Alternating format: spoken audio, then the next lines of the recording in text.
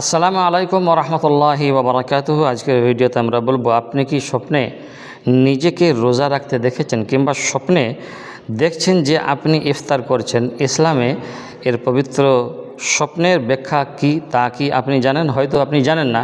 স্বপ্নে যদি আপনি রোজা রাখেন তাহলে কি হতে পারে, এর চারটি ব্যাখ্যা। দেখুন, আমরা এক নম্বর বলবো খাঁটি তওবা ও গুনাহ থেকে মুক্তি। অর্থাৎ প্রথমত বলবো, রোজা হলো আত্মশুদ্ধির প্রতীক। স্বপ্নে নিজেকে যদি আপনি দেখেন রোজা রাখছেন, এর অর্থ হলো আল্লাহ তাআলা আপনাকে গুনাহ ও পাপাচার থেকে দূরে থাকার তৌফিক দিচ্ছেন। এটি আপনার অন্তরের পবিত্রতা এবং আল্লাহর দরবারে আপনার তওবা কবুল হবার একটি লক্ষণ, বড় লক্ষণ। এটা ছোটোখাটো না, বড় লক্ষণ।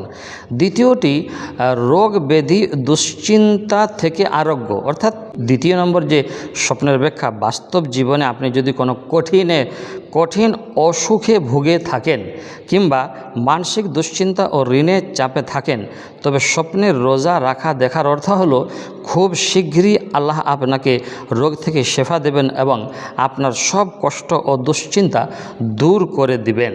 এটা হলো দ্বিতীয় ব্যাখ্যা। তৃতীয় ব্যাখ্যা হলো হালাল রিজিক ও অভাব দূর হওয়া। অর্থাৎ তৃতীয় স্বপ্নের ব্যাখ্যা হলো, কোনো ব্যক্তি যদি অভাব অনটনের মাঝে এই স্বপ্ন দেখেন, তবে এর অর্থ হলো আল্লাহ তাআলা তার জন্য হালাল রিজিকের দরজা খুলে দেবেন। বিশেষ করে আপনি যদি স্বপ্নে দেখেন যে রোজা শেষে আপনি ইফতারি করছেন, তবে তার অর্থ হলো আপনার কাঙ্ক্ষিত বড় কোনো নেয়ামত বা সফলতা খুব দ্রুত আপনার জীবনে আসতে চলেছে। 4 নম্বর ব্যাখ্যা আমরা বলবো, রমজান মাস বনাম সাধারণ দিনের রোজা। অর্থাৎ চতুর্থ নম্বর যেটা বলবো, আপনি যদি নির্দিষ্ট করে স্বপ্নে দেখছেন যে আপনি রমজান মাসের ফরজ রোজা রাখছেন, তবে এর অর্থ হলো আপনার ঈমান অনেক মজবুত এবং আপনি দিনের সঠিক পথে আছেন। আর যদি নফল রোজা রাখতে দেখেন, তবে তা আপনার জীবনে সুখ শান্তি ও সুস্বাস্থ্য বয়ে আনার ইঙ্গিত দিচ্ছে। তো প্রিয় দর্শক, তবে স্বপ্নের ভিন্ন পরিস্থিতি খেয়াল রাখতে হবে। আপনি যদি স্বপ্নে দেখেন যে রোজা রেখে আপনি ইচ্ছা করে তা ভেঙে ফেলছেন, নষ্ট করে ফেলছেন, তবে তা বাস্তব জীবনে কোনো ইবাদতে অলসতা বা শরীয়তের কোনো হুকুমে অমান্য করার সতর্কবার্তা দিচ্ছে। এমন স্বপ্ন দেখলে বেশি বেশি করে আপনাকে ইস্তিগফার করা উচিত।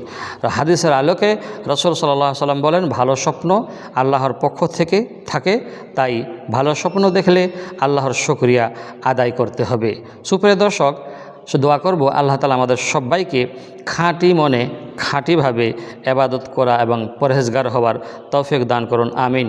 ভিডিওটি ভালো লাগলে একটি লাইক দিয়ে যাবেন, কমেন্ট বক্সে আমিন লিখে দিয়ে যাবেন।